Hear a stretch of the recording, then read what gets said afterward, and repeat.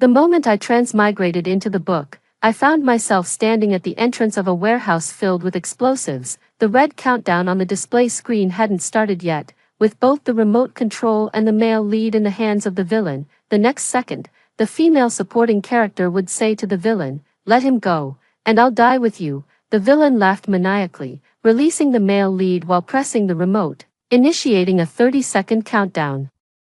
The male lead rushed out. The countdown was down to just 10 seconds. The supporting female character smirked triumphantly and told the antagonist, "I'm pregnant, and you just killed your own child." In his shock, the antagonist still managed to push the supporting female character away with force. The original text has ended. There are 3 scenes in the extra story: a photo of the villain on the tombstone, and the female supporting character wrapped like a mummy in the hospital. And the happy family of 4, the male and female leads, celebrating the new year together in the villa. And now, I'm the supporting female character who's panting as I rush to the warehouse door. I don't want to trade myself for the male lead, nor do I want to become a vegetable. So, I said to the villain, "Harrison, I'm pregnant. Come out, let's talk. I plan to coax people to a safe place without explosives first." Harrison raised an eyebrow with a smirk, disdain flashing in his eyes as he cocked his gun and aimed it at me. "Stella, you used the pregnancy excuse last week. Besides, just one text message and you actually came for him. Since you're here, you might as well stay." In the original story, the female lead was hopelessly in love with the male lead, willing to grovel at any cost. The villain, who was a gang leader, initially felt gratitude and guilt toward the female supporting character. However, the female supporting character repeatedly acted recklessly, using the villain to help the male lead, causing him significant harm. Yet, the villain still gave her one final chance. If she saw the text message and chose not to come, the villain would only take the male lead down with him. If she comes, then everyone will die together. But I'm not the same love-struck supporting female character from before. My mind races. Saying I don't love the male lead now would be too fake. The villain wouldn't believe it. The only way is to retreat in order to advance, to stabilize him first. Whether I'm pregnant or not, you can find out by just making a phone call to Mercy Hospital. It only takes a few minutes. Your mother really wanted to hold her grandchild before she passed away. Harrison's expression softened slightly. His gratitude toward the supporting female character was also because of his mother. At that time, he was just an unknown thug. And his mother had cancer but couldn't afford the medical bills. The supporting female character established an anti-cancer foundation to get closer to the male lead, and his mother was one of the first cancer patients to benefit from it. Harrison stepped closer, standing right in front of me, his eyes filled with menace. "Stella, if you lie to me again, I'll personally break every bone in your body and feed your corpse to the dogs." I replied calmly, "I'm not lying." Mercy Hospital was once a private hospital controlled by the male lead's family, but Harrison bought it a year ago. Soon, Harrison finished his phone call. "You actually weren't lying to me." Harrison's eyes showed disbelief as he unconsciously lowered the gun in his hand, covering my nose with my hand. I softened my tone. "Let's talk in the car outside. The smell in this warehouse is too strong. It's making me feel a bit sick." I stepped into the car and reached to adjust the air conditioning. A comfortable environment would make it easier for him to let his guard down. "Stella," Harrison gritted his teeth and called out to me from behind. As I turned around, a hand forcefully grabbed my neck, pinning me firmly against the car seat. The grip on my neck was so tight that I could barely breathe, and I struggled to pull his hand away. The fury in his eyes seemed ready to strangle me on the spot, and out of the corner of my eye, I caught sight of a report clutched in his other hand.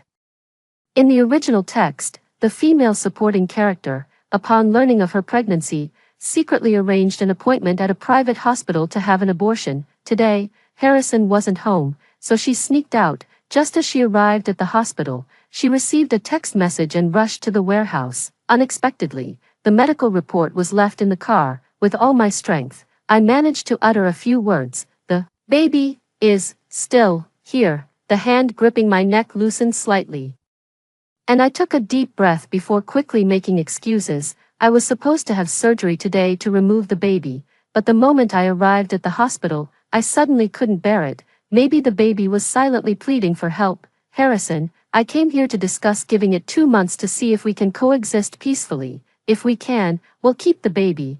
If not, we'll forget it. Otherwise, parents who resent each other will only make the child suffer. I felt uneasy inside.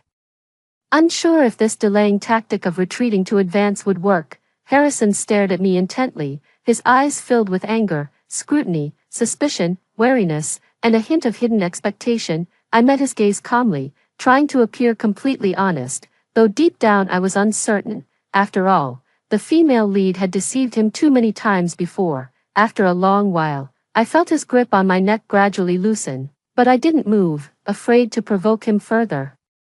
Maintaining the posture of being choked, I tentatively spoke. Harrison, I never thought I would get pregnant with your child. When I first found out, I was confused and scared, and my immediate reaction was that I couldn't keep it. I've done so many things to hurt you, you must hate me, and I thought you wouldn't want this child either. A fleeting look of reluctance flashed in Harrison's eyes, which I caught, and I quickly continued, but after all, this is an innocent life. I want to make an effort for the baby. Just 2 months, no matter the outcome after these 2 months, there will be no regrets. Will you also make an effort for the baby?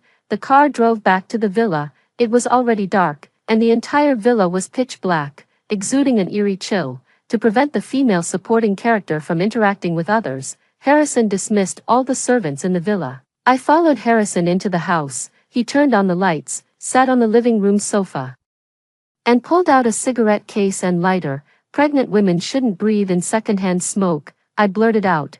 I really hate the smell of cigarettes. Harrison looked displeased, so I quickly corrected myself. Occasionally, having one cigarette is fine. The cigarettes and lighter were thrown heavily onto the coffee table. Using the baby as an excuse, this man was surprisingly easy to talk to, and an idea suddenly came to me. Let me apply the medicine for you. The baby doesn't like the smell of blood. His clothes were covered in bloodstains, with multiple abrasions on his face and arms. Troublesome. Harrison muttered this and walked straight to the bathroom. I heard the sound of running water. He washed his face, took off his shirt, and sat back on the sofa with water dripping from his hair and arms.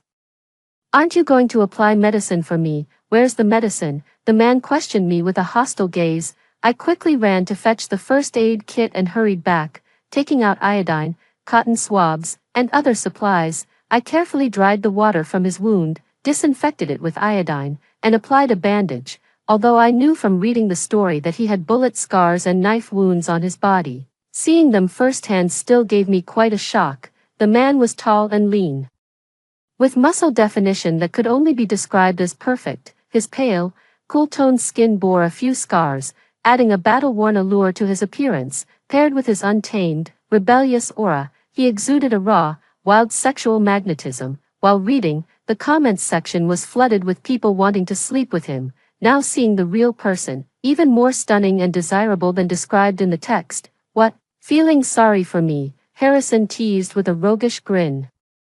Even if it were a stranger, seeing someone hurt this much would naturally tug at the heartstrings. It's only human. I carefully cleaned the wound on his arm, his tense muscles feeling hard as rock.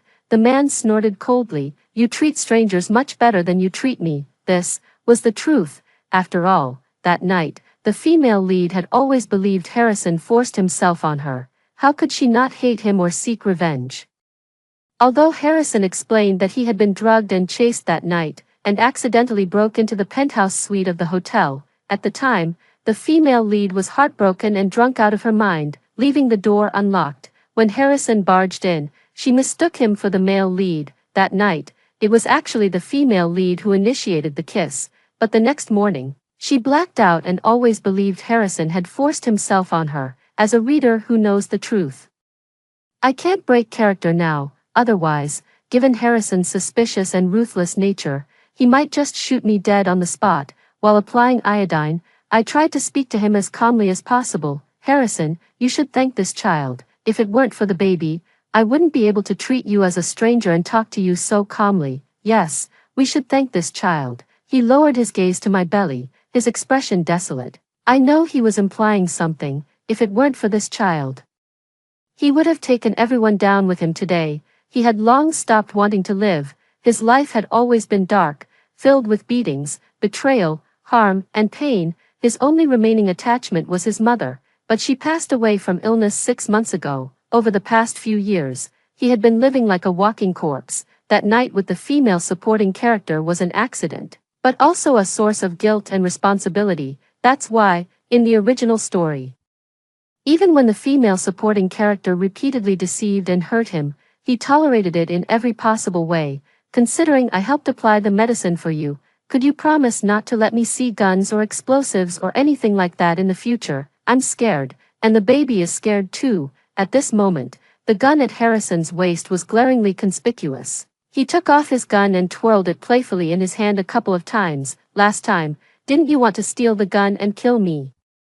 Why are you scared now? At that time, the female lead woke up drunk to find herself completely naked, lying next to a man, with a gun conveniently placed on the bed, towards a man who forced himself on me. The anger in my heart was too great. I only wanted to shoot him dead, without caring about anything else. The man grew angry. Stella, I'll say it again. I didn't force you that night. Then prove it. I knew he couldn't, precisely because there was no evidence.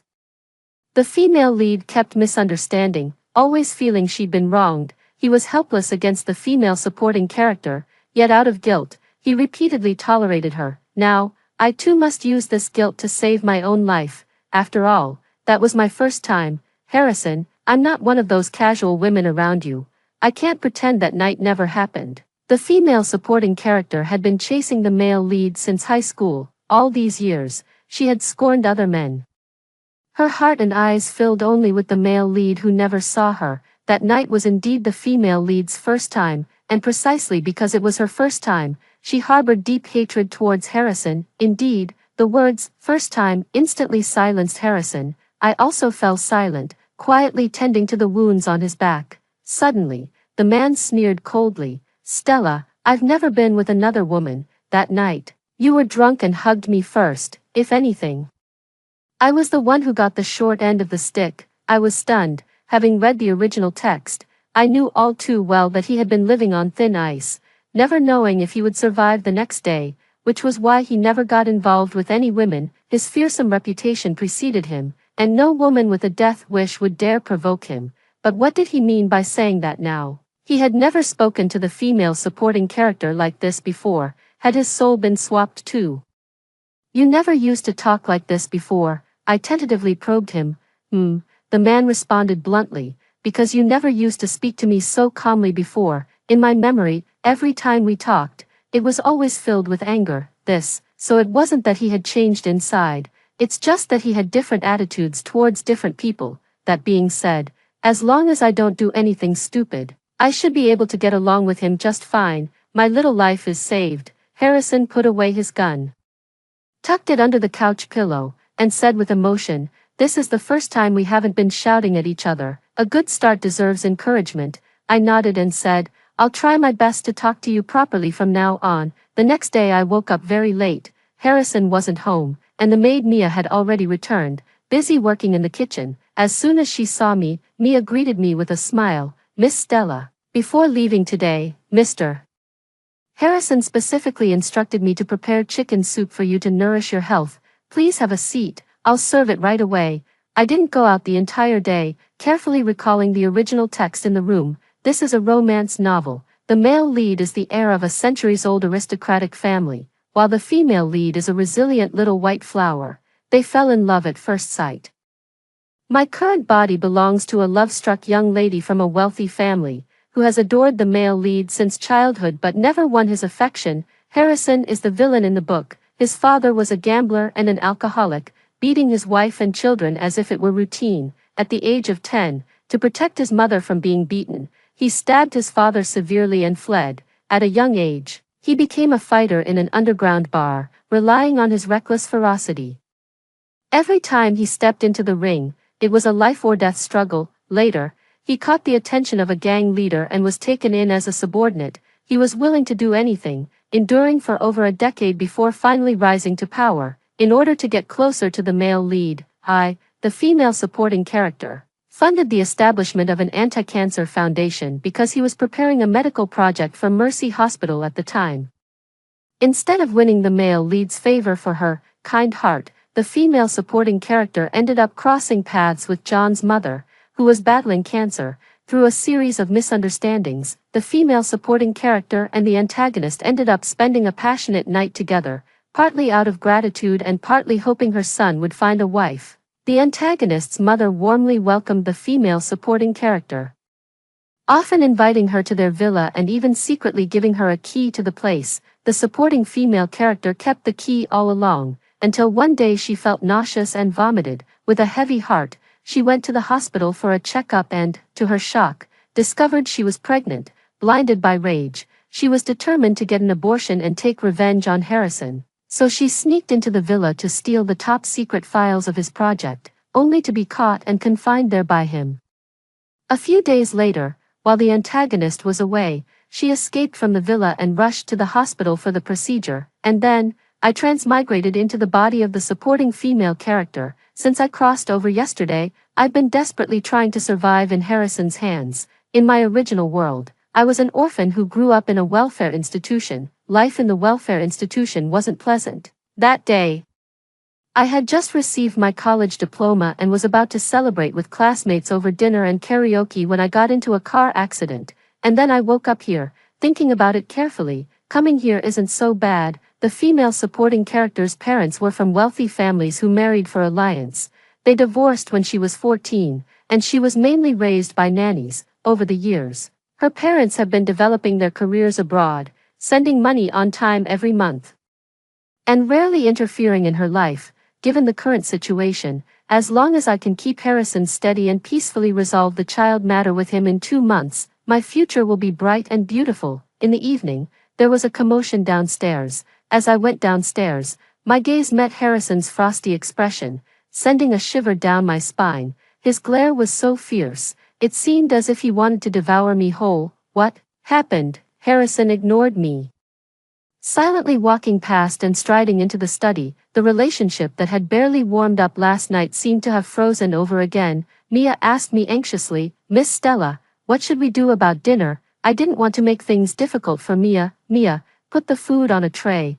I'll take it upstairs." I immediately called Jim, Harrison's right-hand man. "Jim, what on earth happened?" Jim said angrily. "John was rescued. Today he came with the documents, threatening Brother John to release you, or else he would make those files public. Do you know how much money Brother John would lose and how many people he would offend if those were made public? John is the original male lead. I took the villain away yesterday, so it's not surprising that he was rescued by someone. But what were those documents?" A sudden flash of inspiration reminded me that the book mentioned the female supporting character sneaking into the study, finding a pile of documents, and hastily taking photos to send to the male lead. I took a deep breath and knocked on the study door. No one answered. I tried turning the doorknob. It wasn't locked. Tiptoeing into the study, I placed the meal in a corner. In the ashtray lay a cigarette that had been snapped in half before it could be lit. Harrison's jacket was draped over the back of the chair, and the gun he always carried at his right hip was nowhere to be seen. The man before me is genuinely serious about getting along with me. A vague, indescribable emotion rises in my heart. Though it wasn't me who did it, I still feel somewhat guilty. I quietly clarify, I wasn't the one who saved him, but I was the one who secretly photographed those documents and sent them to him. "I'm sorry." I hand over my phone, the screen displaying the photos of the secretly taken documents. "All the files I photographed are here." Harrison remained silent. "I heard John asked you to let me go." He misunderstood. "I'll go talk to him later to clear things up. I'll try to negotiate with him not to disclose the contents of those files." Still ignoring me, I quietly stepped out of the study, the man's furious voice ringing behind me. "Try seeing him again and see what happens." The sudden roar startled me into trembling. Pure shock, not fear. Seeing me tremble, Harrison thought he had frightened me, and a flicker of guilt crossed his face. His anger dissipated considerably. He suppressed his anger and said, "I'll handle this matter, don't interfere." After a pause, he added, "Just stay put." I felt relieved instantly. It was good that he was still willing to talk to me calmly. My efforts last night hadn't been in vain. "Harrison, this trouble was caused by me. I'll arrange to talk with him. Do you want to come along?" I suggested. The man fell silent again, his brows tightly furrowed. Suddenly, I remembered some manipulative phrases I'd come across before. To get a man to do something, you need to show weakness and flatter him, whatever, desperate times call for desperate measures, it's worth a try, I'm just worried about you, if you don't go beg him, I can't solve it. Harrison grew even angrier. I hurriedly explained, no, I mean I care about you. After all, your money will be the baby's money in the future, and it shouldn't be scammed by outsiders. At the mention of the word, baby, Harrison's anger subsided a little. You're not allowed to go find him. Don't make things worse. How can he talk like that? How am I causing trouble? Wait a minute. When someone says not to do something, the green tea playbook taught the standard response. I remember now. Come with me. If you don't go, I'll be scared. You're so capable. With you there, we're sure to get a satisfactory result. As soon as she finished speaking, Harrison's expression softened considerably. His anger mostly dissipated, though he still seemed somewhat hesitant. I pressed on earnestly, I feel so guilty about this. If it's not resolved, I definitely won't be able to eat or sleep well, and the baby will suffer along with me. Harrison, please help me out and come with me, pretty please. As I spoke, I observed Harrison's expression. It was complex. A mix of disbelief and confusion, as if wondering whether I'd taken the wrong medicine. Well, the saying, a woman who knows how to act cute gets her way, only holds true if the woman is actually good at acting cute. Clearly, I've overplayed my hand and even gone a bit out of character. There's no way the original female lead would ever speak to him like that. I desperately wanted to salvage the situation, but at a loss for words, I could only lower my head and hide myself. This is so embarrassing. I wish I could undo everything that just happened. Pfft. I looked up to see the man still smiling. He was laughing at me. I already felt embarrassed, and he had to laugh. That really set me off. What's so funny? It's all because of those short videos. You think I want to talk like that? I'm just trying to make up for the stupid things I did before. After yelling, I slammed the door shut and ran off. As soon as I slipped back into my room, I threw myself onto the bed. Ugh, I'm so mad. Knock, knock, knock. A series of knocks sounded at the door. I rolled over and sat up, smoothing my disheveled hair, then glared at the man standing in the doorway with a sour expression. What do you want? I snapped. I'm going with you tomorrow, the man said before turning and walking away. I watched his retreating figure, my shoulders trembling slightly. That damn man. He was still laughing. The male lead is truly a gentleman. After I explained the situation to him, he agreed to destroy those documents and promised not to cause any trouble for Harrison. With a major concern resolved, I was so happy that I felt like going shopping and splurging, but I don't like carrying around a bunch of bags. Last night, I spent another night diligently studying the art of subtle persuasion. It's time to put it to use. Harrison, come shopping with me to buy some things for the baby. Carrying too many things alone would tire me out and affect the baby. Harrison stared at me with a complicated expression. I admit my tone was a bit nauseating. But you didn't have to make that face. However, seeing him so conflicted and helpless actually sparked my competitive spirit. Today, I'm determined to drag him along as my unwilling helper. I held onto his arm, gently swaying it back and forth, looking at him with hopeful eyes. If you, the soon-to-be dad, don't go, the baby will be very sad. Harrison, come with me, please, pretty please. After saying it, I couldn't help but shudder at myself. Oh my God, so cringe, I feel like throwing up. Ugh, I can't hold it in anymore. Forget it, I'll just pay for a delivery service to carry my bag. Are you okay? Feeling really sick? I'll go buy you a bottle of water, Harrison asked with a worried expression. Does he think I'm having morning sickness? Harrison carefully helped me sit down, then quickly ran to the bar to ask the waiter for a glass of warm water. Drink some water first to calm down. If you're really unwell, we'll go to the hospital immediately. He's really concerned about the baby in my belly. With such a miserable childhood as his, he must have wished to pour all his love into his own children when he became a parent. I put away my playful thoughts and obediently took a few sips of warm water. I'm feeling much better. If you have things to do, go ahead. I'll just wander around the mall for a while and then head back. I'll call the driver to pick me up. Don't worry, it's fine. I'll stay with you. Harrison spent the entire afternoon shopping with me, and he was truly the perfect shopping companion. No matter what I fancied, he would say it was great. swipe his card without hesitation, and dutifully carry all the bags while accompanying me to the next store. When he saw I was tired from shopping, he thoughtfully suggested taking a break for afternoon tea. While I rested, he would take the bags to the car, and once I was refreshed, he'd continue shopping with me.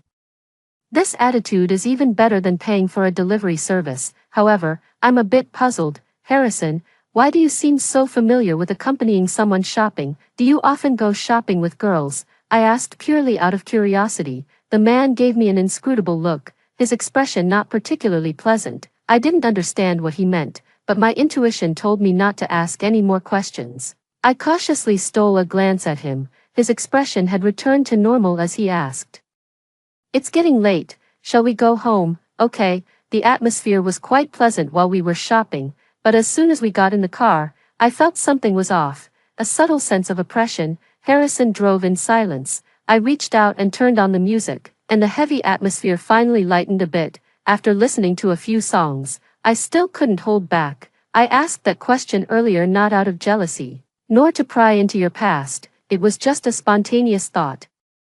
If it offended you or brought back unpleasant memories, I'm sorry. I sincerely apologized. 2 months isn't particularly long nor short, and I didn't want things to remain awkward between us. After a long silence, Harrison finally spoke. "Actually, it's nothing much. I used to get close to the bosses by carrying bags for their mistresses." He paused, then added, "For about 3 or 4 years. I lost count of how many girls' bags I carried. They were much harder to please than you." I nodded. "That's true. I'm a very approachable person, easy to get along with." The man seemed to hear something amusing and chuckled lightly. "You, Stella, easy to get along with? What's wrong? Am I not easy to get along with?" I pretended to be annoyed and retorted. The car stopped at a red light. Harrison rolled up his sleeve and pointed at the nearly healed bite mark. "Who did this?" "Oh." In the original text, it was the female supporting character who bit him, after being caught stealing documents. The female supporting character tried to run and bit Harrison's arm with all her might, causing blood to gush out. I felt a bit guilty, but my mouth was the toughest part of me. "Don't be so petty, a grown man shouldn't be so calculative." Harrison couldn't help but laugh in exasperation. The atmosphere finally lightened, and I chatted with him intermittently before we soon returned to the villa. I spent a month with Harrison in a calm and somewhat harmonious manner. During that month, Harrison came home from work on time almost every day. Sometimes I even wondered, is being a mafia boss really this leisurely? But I didn't dare to ask. I never inquired about his business affairs, and he never brought them up either. In this regard, we had an unspoken understanding. When he rested, he would voluntarily take me outdoors for fresh air. I knew it was for the baby in my belly, and I always agreed readily. Harrison is a very thoughtful person. When I go out with him, I don't have to worry about anything, food, drinks, or supplies. He prepares everything thoroughly. He's really trying hard to learn how to take good care of me and the baby. It would be a lie to say I'm not touched at all, but deep down, I know most of his kindness toward me is because of the child. I haven't forgotten my original intention, to stabilize him first, then find an opportunity to separate peacefully and live a wonderful life with money and leisure. That day, I went to the bathroom and suddenly noticed a few drops of blood. At that moment, countless thoughts flashed through my mind. Over the past month since crossing over, I had thought it might be for the best if this child naturally miscarried. Then I wouldn't be forced to stay tied to Harrison anymore. He'd have no reason to blame me and should let me go free. But when I actually saw the blood, I couldn't help feeling a surge of fear. I was terrified that this child might really leave me. Unlike when I first deceived Harrison, now I genuinely felt reluctant to let go of this child. In a slight panic, I dialed Harrison's number. The driver had just dropped me off at the hospital entrance when Harrison's car arrived. He rushed over, carefully picked me up, and carried me toward the hospital. "I've already arranged for the most authoritative obstetrician to examine you. Don't be afraid." I wanted to say I wasn't scared, but seeing the tension and worry on Harrison's face, his arms holding me steady and tight, I could clearly sense his fear. Suddenly, I found myself unable to say a word. The doctor conducted a thorough examination for me, with Harrison staying by my side the entire time, tense and anxious. It wasn't until the doctor prescribed medication and said I could go home to rest and recover that he finally let out a sigh of relief. He He patted my hand reassuringly, saying, it's okay, don't worry, let's go home. He didn't realize that, in truth, he was more worried and scared than I was. Harrison insisted on carrying me to the car, but I insisted on walking by myself. After holding himself together for so long, he suddenly relaxed. And I noticed his hands trembling slightly a few times. Not wanting to argue with him, I took his slightly stiff hand and led him toward the garage. Moderate walking is beneficial for both the physical and mental health of pregnant women and fetal development. Harrison, I've read more parenting books. Just trust me on this. Actually, I've never read any parenting books at all. I just said that casually to make him listen to me. All right, when we get back, bring me those parenting books so I can study them too. Well, ebooks count as books too. While he was driving, I quickly downloaded a few parenting ebooks and scrolled the progress bar to 100%. Harrison has been taking care of me more and more often, to the point where I can't help but wonder if he's sold the company. It's not sold. If the company required my personal involvement in every little thing, what would be the point of keeping all those people around, unable to shoo him away? I found myself under Harrison's watchful eye every day, only parting ways when it was time to sleep. That night, I was abruptly awakened by pain. A sudden cramp in my calf made me cry out involuntarily. Harrison quickly ran over from next door, and upon seeing my condition, he skillfully began massaging me. After a while, I finally recovered somewhat, and Harrison's pressure also lightened considerably. How did you get so skilled at this? Did you practice by serving that mistress? I asked curiously. Harrison shot me a glare and punished me with a harder squeeze, making me yelp, ouch. Stop overthinking. I learned this properly from the parenting class teacher, unlike you, who just pretends to read parenting books. Harrison teased me. I guiltily shut my mouth, not daring to speak anymore. After a few more minutes of massage, I felt much better. It must have been tough for him to deal with this in the middle of the night. I'm fine now, you can go back to sleep, I said. Pulling my feet back under the blanket, Harrison sat down on a nearby chair. You sleep, I'll keep watch here. Pregnant women are prone to recurring cramps. He turned off the main light, leaving only the night light, and picked up his phone to scroll silently. But, having someone nearby playing on their phone, even without sound, makes it impossible for me to sleep. I tossed and turned for quite a while. To get a good night's sleep, I compromised. Harrison, you can sleep on the bed. If I get cramps again in the middle of the night, I'll wake you up. The bed was huge, so we wouldn't even touch each other if we stayed on our own sides. Besides, I was pregnant, so I wasn't worried about him trying anything. Harrison hesitated for a moment but ultimately obeyed and lay down on the other side of the bed. I slept soundly that night. The next day, the moment I opened my eyes, I found myself lying in someone's arms. My right foot rested on his thigh. I suddenly came to my senses and quietly, carefully withdrew, out of the corner of my eye. I noticed Harrison's eyelashes flutter slightly.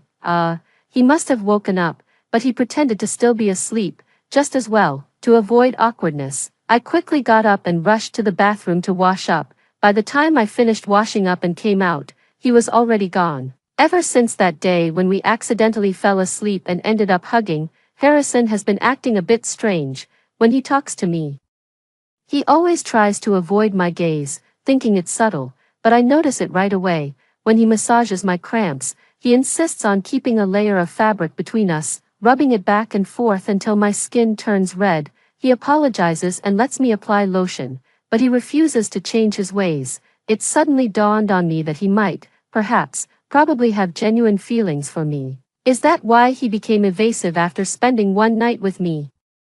When he once again insisted on not applying body lotion to my back, I tentatively asked him, Harrison, have you ever applied body lotion for another woman before? None. So, are you sure you don't want to do it for me? I emphasized the word want heavily, making the implication quite obvious. Harrison understood, but he didn't answer. Instead, he countered, then, are you sure you want me to wipe it for you? After that day, we barely spoke for 3 or 4 days. I knew he was struggling. Just like me, in our situation, calling it a relationship feels a bit pretentious. After all, we already have a child together, but if we try to live like roommates, it seems like there's something more between us. When I can't figure things out, I scroll through my phone looking for answers. I open my phone, only to see that it's the 16th today. The 2-month deadline we agreed upon has arrived. Should we part ways? At this moment, the answer in my heart is no. I've never been one to dwell on things. Since I've realized that I've developed feelings for him during these 2 months of interaction, I don't want to hesitate. I must figure out what he thinks. Before going to bed at night, Harrison warmed up some milk and brought it to my room. I pulled him to sit by the bed. Harrison, the 2-month period we agreed upon has come to an end. He didn't look at me, just kept his head down. Staring at the milk in his hands, I voiced my true thoughts. I want to keep this child. What about you? He answered without hesitation. Me too. What about us? Harrison kept his head down the whole time, avoiding my gaze. I couldn't see his expression or discern what he was thinking. I tentatively asked, Harrison, would you like to give us a try? Okay, he answered without a second's hesitation, lifting his head to look at me, his eyes brimming with joy. The love in his gaze was so direct that I suddenly felt at a loss, unsure where to look. I started rambling. Actually, I've never been in a relationship before. I chased after someone impossible for many years, but I don't know where to start when it comes to being with someone. The following words were blocked by a pair of soft, warm lips, a fleeting contact. Do you hate it? He asked nervously. I shook my head. Then, do you like it? A smile crept into his eyes. It's okay. I suddenly found myself stammering. Another kiss. I stared wide-eyed at the man so close to me, my mind completely blank. Only when I couldn't catch my breath did the man finally stop. Not daring to look at him, I buried my face in his chest. After catching my breath, I finally came to my senses and questioned him. Harrison, how are you so good at kissing? Have you kissed a lot of women? Jealous? He smirked mischievously. I am not. I pushed him away with my hand. I'm going to sleep. Go back to your room, won't you let me stay? No. Harrison dawdled to the door, his smile unwavering, and teased, I'm really leaving now. Ignoring him, I reached out and turned off the light. The room suddenly darkened. The bright moonlight outside the window filtered in. He returned to the bedside. Other than you, I've never kissed another woman. That night, even though I was drugged, I actually remember everything. It was wonderful, unforgettable. By the moonlight, I saw him blush. But I blacked out and don't remember anything. It's so unfair. Actually, I was blushing too. Then let me show you tonight. No, I'm pregnant. I firmly refused. I've asked the doctor. After 3 months, we can take it gently. I said no. You're so soft. Sweating profusely, I covered his mouth to prevent him from saying anything else that would send shivers down my spine. It was my first time experiencing something like this, and I was completely overwhelmed. Throughout the whole process, Harrison kept observing my reactions, alternating between fast and slow, gentle and intense. He was such a patient and tender lover. Afterwards, I leaned against his chest to calm down. Harrison, He adjusted his position, wrapping his arms around me from behind, his large hand gently resting on my stomach. Sleep, he said, my entire back pressed against him. This position bringing a strong sense of security. I quietly enjoyed this moment of warmth and relaxation. Before long, drowsiness sets in, and I faintly hear him speaking by my ear. Holding you and our baby is the happiest thing for me, more than anything else. I smile knowingly and drift into a deep sleep. The days were no different from before. I still ate, drank, took walks, and slept, while Harrison continued to fuss over everything and nag me incessantly. Yet the days were also vastly different from before. The sky is bluer. The clouds are whiter. There are also more smiles. On the day my daughter was born, Harrison seemed more like the one giving birth than I was. He was trembling all over with nerves, as if he might faint at any moment. They say, extremes meet, and it's true, both Harrison and I had unhappy childhoods, but it doesn't matter. We will give our daughter a happy, loving childhood together. After hearing the first story above, what are your thoughts? Feel free to share your opinions in the comments section. Next, there is another similar story. Let's continue to see. I transmigrated into the white moonlight of a ruthless tycoon. To be precise, the rice noodle rolls I made were the true white moonlight in his heart, delicious, cheap, and filling. In the worst year of his life, when he was starving and skin and bones, he clutched $3 and asked me, can I buy a portion of rice noodle rolls? holding a metal spoon. I looked at the future high-IQ crime mastermind. He showed no hostility, shivering from the cold, gazing at me timidly. I don't mean to eat for free. If the money isn't enough, I can wash dishes, mop the floor, or even serve customers. After I make up the missing money for the rice noodle roll, could you make me another bowl of rice noodle roll? In that instant, I suddenly realized a truth. The future villainous boss was, at this moment, just a pitiful child who couldn't eat his fill. I chuckled softly and said, "You have enough money. You can even add eggs and shrimp." Charles was also stunned, his eyes widening instantly. "Really?" I scooped a spoonful of white rice batter with a copper ladle and poured it into the steamer basket. "Really? Just wait at your seat." Charles rubbed his hands together, chose a corner seat, and sat down, looking at me with eager anticipation. I shoved the iron steamer into the oven with a loud clang, then took a careful look at the young man. The book describes him as having eyes and brows sharp as blades. But now, his school uniform hangs loosely over his shoulders, his frame gaunt, with numerous bruises visible on his exposed skin. On his wrist, there are even scars from cigarette burns.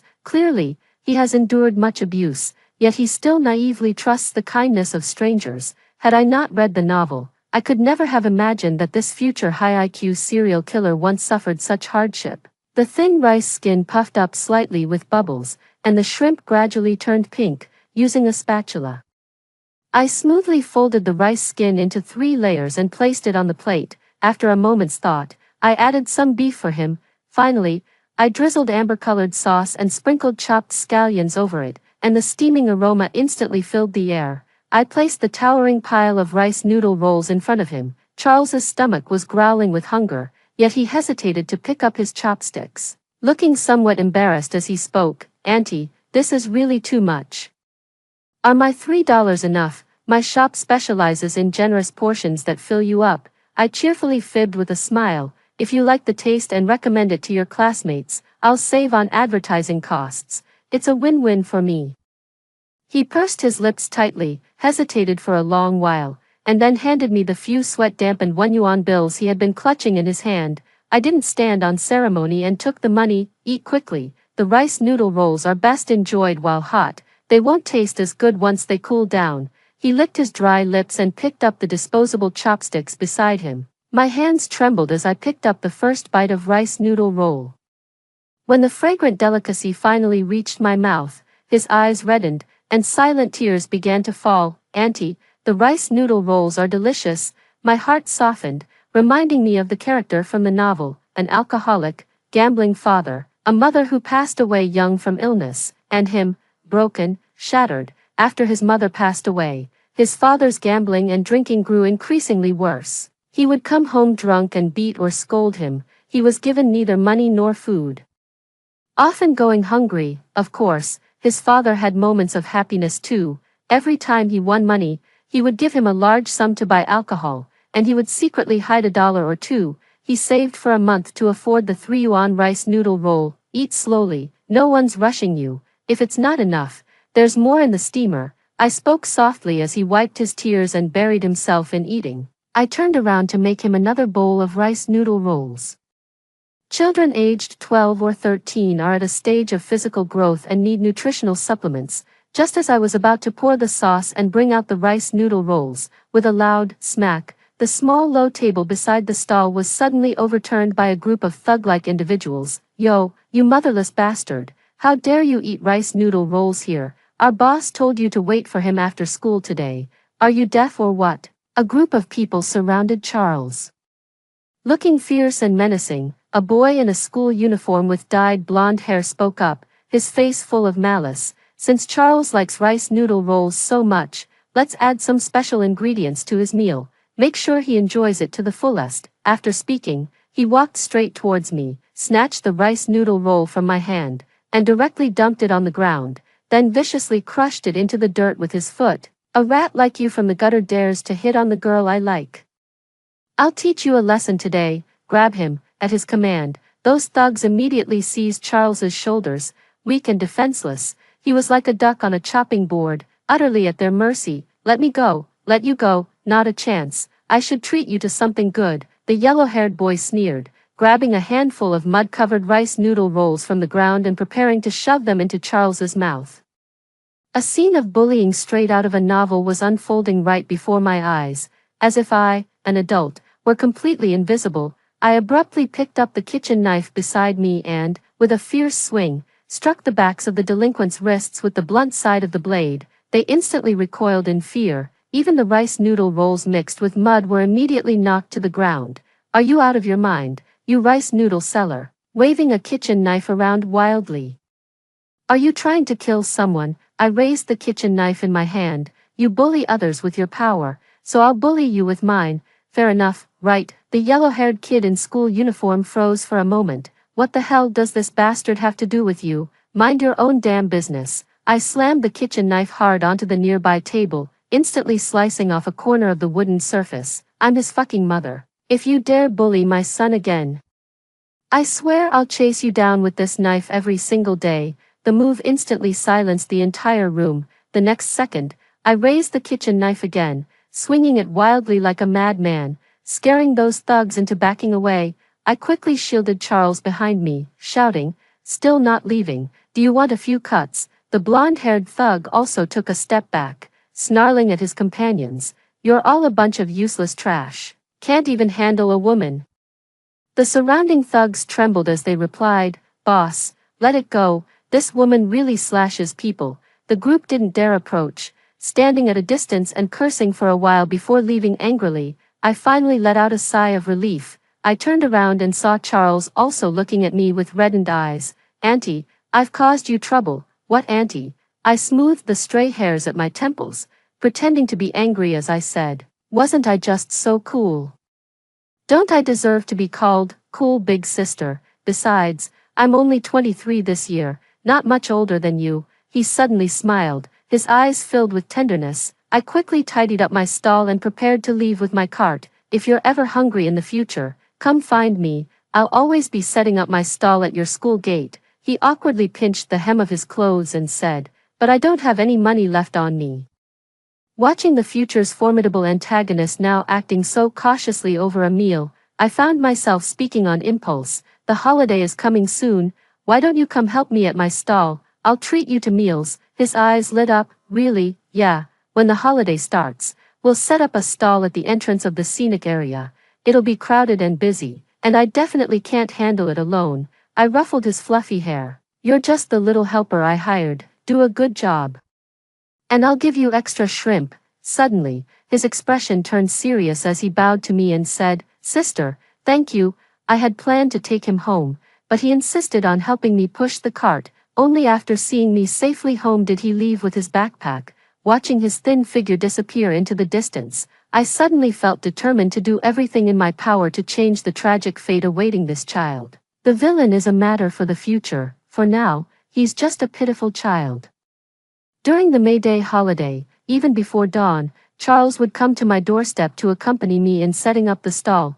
Charles would also analyze the previous day's customer flow to determine where setting up the stall would be more profitable. Every day, he diligently wiped the tables, cleared the dishes, and washed the plates at my stall. His movements were so professional and swift that it was hard to believe he was just a 13-year-old child.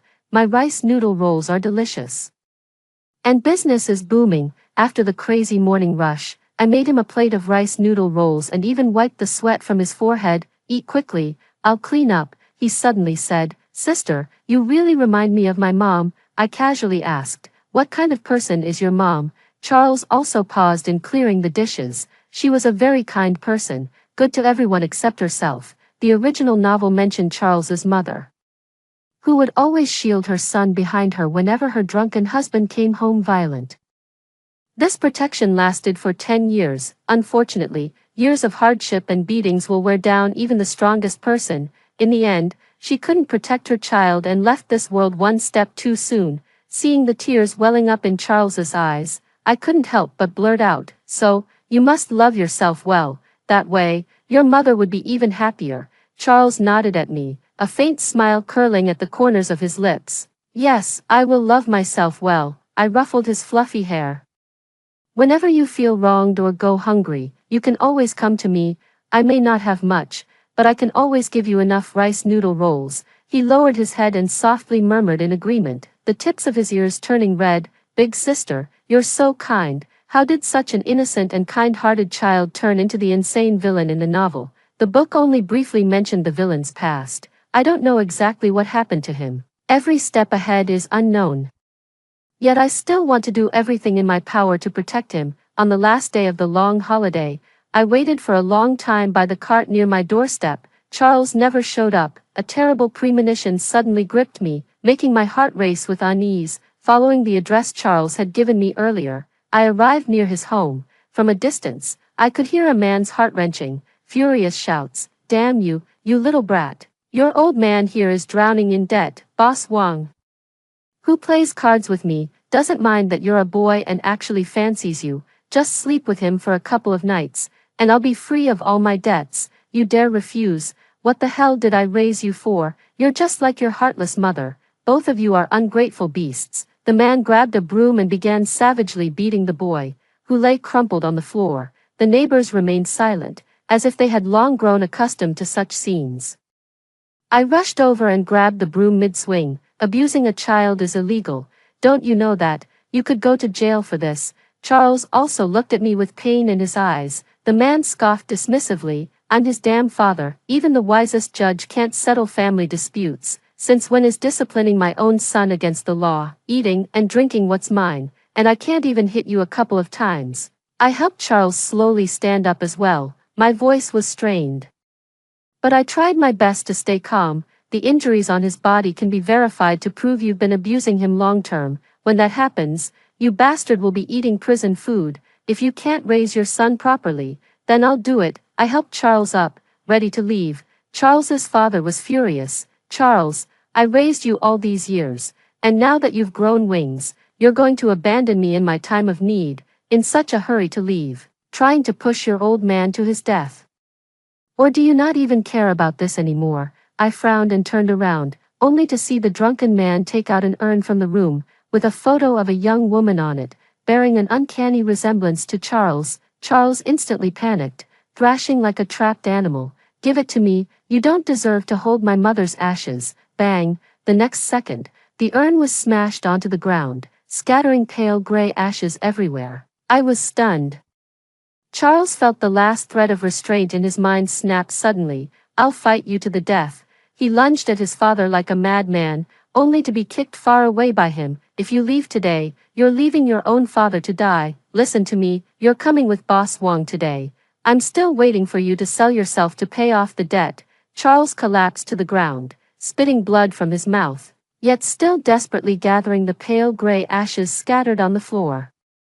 But fate had other plans. A gentle breeze blew, scattering the powder into the wind. He frantically hugged himself, the light in his eyes slowly fading. Seeing the look of despair, I said loudly, "How much did you sell him for?" "I'll pay." The drunken man stared at me for several seconds, then scoffed dismissively when he saw my plain clothes. "Can you afford 500,000? I can afford it. I still have an ancestral home in the countryside, a keepsake passed down through generations. During the hardest times when I was in debt, someone offered to buy it for $1 million, but I refused. Now, I deeply understand. The house is lifeless, but the person before me is alive." Hearing me say this, Charles couldn't help but look at me, his desperate eyes filled with helplessness. A strange glimmer of joy flickered in his father's eyes. "As long as you pay, this little brat is yours." "Okay." I immediately contacted the previous buyer who wanted the house and drafted an agreement. Money was exchanged, the agreement was signed, and from that day forward, Charles became my son. It all happened so fast. Before Charles could even react, I took his hand. "Now you're my son, come with me." He froze for several seconds, then burst into tears in front of me for the first time. "Sis, Mom's gone. She promised she'd get better and take me away from this home. But that day, so many people came. They were all here to see Mom, but unfortunately, she's no longer in this home." I hugged him and said, "Your mother didn't break her promise. She sent me to take you away from this home." With $1 million, I paid off the previous debts and the ransom money, leaving me with only $200,000. I used the $200,000 to pay the down payment for a house. It's not big, only 40 square meters, but it's more than enough for the two of us to live in. However, buying the house left me with another debt, and now with an extra child to raise, I had to work even harder selling rice noodle rolls. From the very first day I took him in, I never let him help at the stall, because the most important thing for him now is studying. Every day, I would set up the stall early in the morning and wouldn't pack up until late at night, until one day, while I was selling the rolls, I suddenly received a call from his teacher. "Are you Charles's mother? He hasn't been attending afternoon classes every day, although his grades are excellent. This behavior violates school regulations." My mind was buzzing, and I couldn't hear clearly what the teacher said next. "That child comes home very late every day. If he hasn't been going to school, where on earth has he been going?" In the afternoon, instead of setting up my stall, I secretly followed Charles. He arrived at a construction site, greeting the workers around him with practiced ease. "Charles," my voice involuntarily rose. "What are you doing here instead of being in class?" He looked up, momentarily flustered upon seeing me. I just what?" I looked at him with some anger, yet I noticed several fresh scratches on his wrist and new calluses on his hands. Heartache overshadowed the anger. I ruffled his hair. "What's going on in that little head of yours all day? How could you skip class?" He shrank his neck as if he was particularly afraid of me getting angry. "I just thought you were working too hard to earn money and wanted to help share some of the burden. Now there's the mortgage, and later I'll have to pay tuition for school. I'm like a bottomless burden. I'm dragging you down. I'm sorry." My heart felt as if it were being squeezed by an invisible hand. "This child is so sensible it breaks your heart. How old are you? The little money you earn isn't enough for anything. Right now, it's just the two of us depending on each other. We may not be wealthy, but I won't let you go hungry. The most important thing for you right now is to study, understand?" His eyes were brimming with tears. I patted his head. "Study hard, get into a good high school, then a good university, and carve out your own path. When you're doing well in life later on, if you want to give me money, I won't refuse, but not now. Understand?" Charles also pursed his lips tightly. "Okay.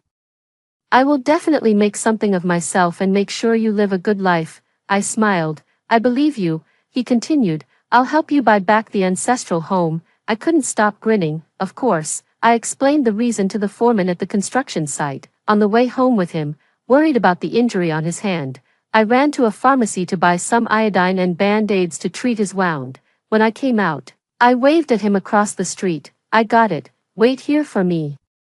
I'll go buy you an ice cream." A deafening roar cut off my words. An out-of-control truck was speeding toward me. The next second, the pharmacy's entrance was instantly smashed to pieces, blood splattered everywhere, and the surrounding screams were incessant. Charles suddenly widened his eyes, his face turning deathly pale. He ran frantically toward the accident scene like a madman, out of control. "Mom," Charles's breathing became rapid, his vision darkened in waves, and his heart felt as if it were being tightly gripped by an invisible hand.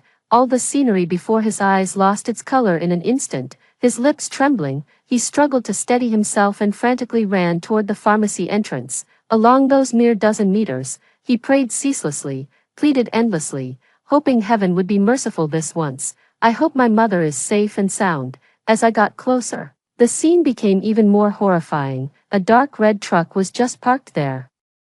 Due to the violent impact, the entire wall at the entrance of the pharmacy had already collapsed, turning the doorway into a pile of rubble. The spot where I had been standing was already crushed flat, with debris scattered everywhere. His nose stung as he frantically ran to the scene, digging through the rubble with his bare hands, desperate to find even the slightest trace of me. Charles muttered under his breath, "Didn't you promise to stay with me forever, that you'd never abandon me?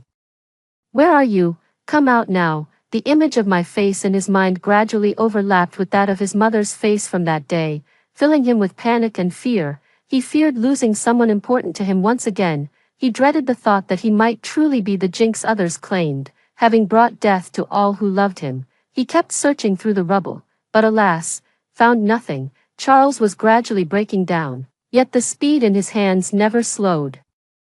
Until I walked out from the alley beside me and saw this scene. "Charles, what are you doing?" After scanning the surroundings, I realized the accident had occurred exactly where I had been standing moments ago, and a wave of fear washed over me. "Oh my God!" Hearing my voice, Charles suddenly sprang up from the ground and ran straight towards me, pulling me into a tight embrace. This child has always been stingy with expressing his emotions since he was little. This was the first time he had ever hugged me on his own initiative. "Mom," a slightly choked voice sounded by my ear.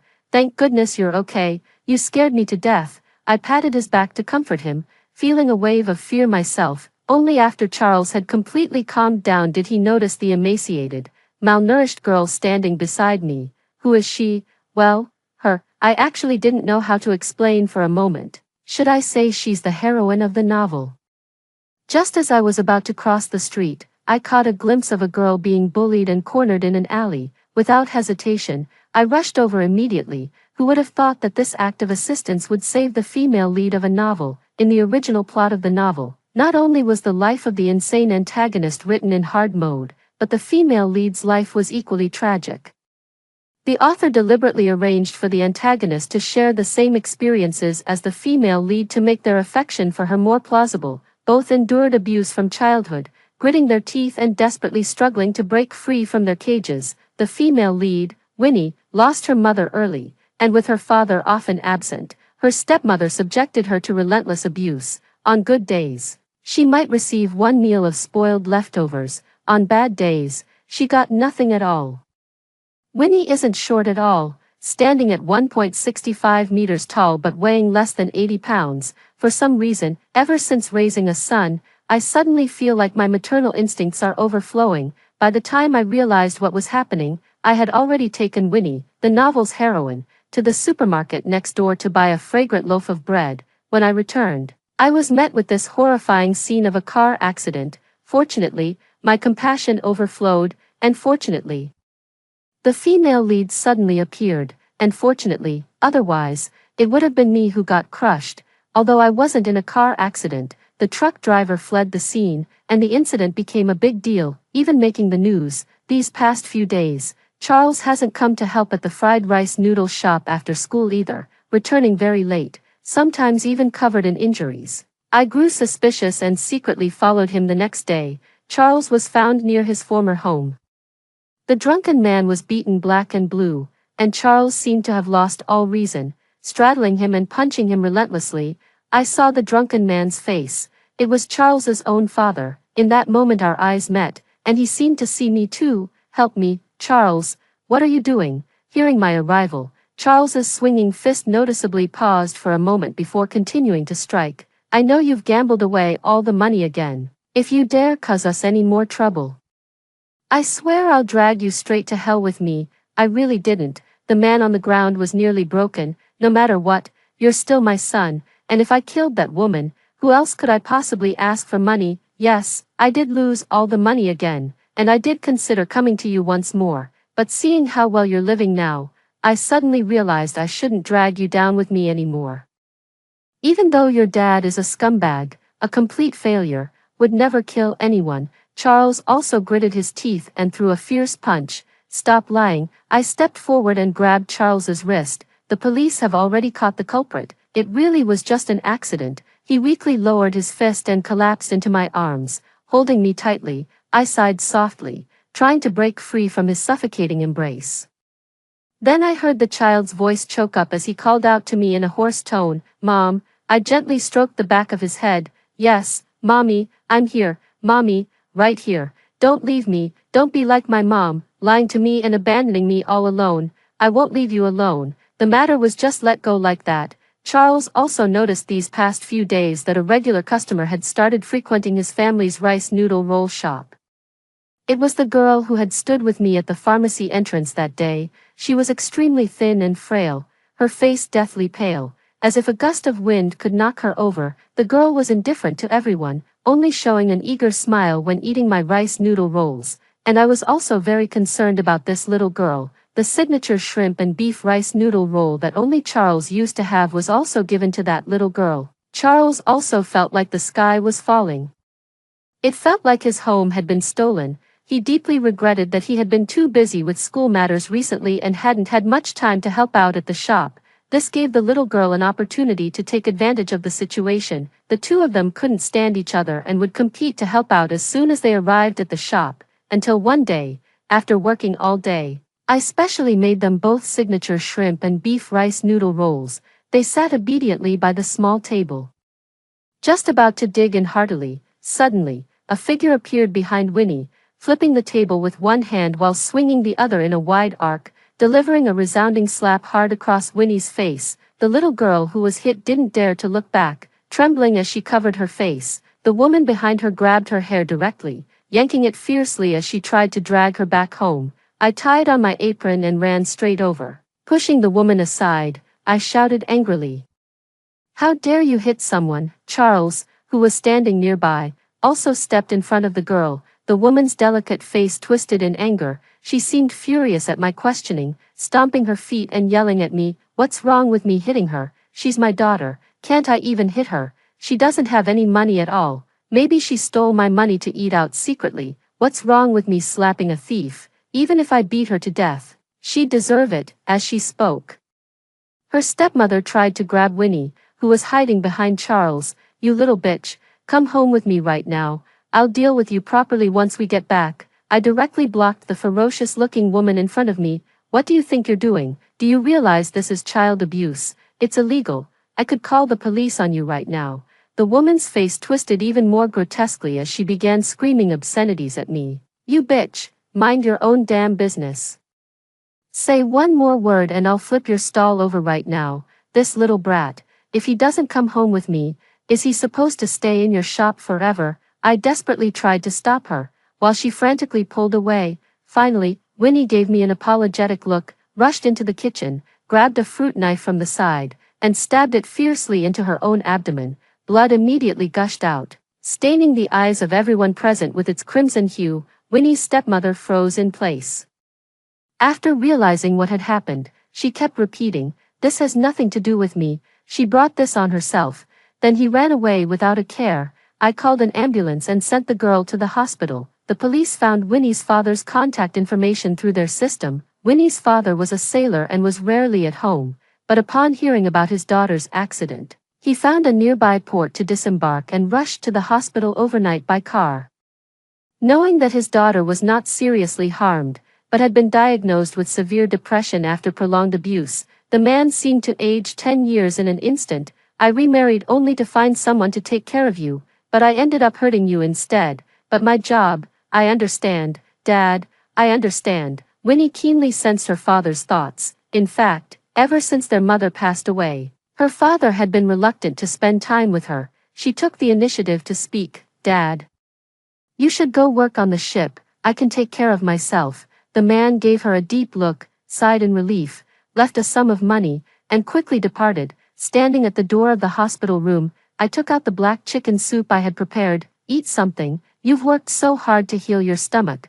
Don't let it get ruined by hunger again." Winnie nodded, but this child, pretending to be strong, couldn't stop her tears from falling as she ate. She was completely abandoned. From now on, she would have to rely entirely on herself. I rubbed my hands together, looking at the little girl as I silently made a decision in my heart.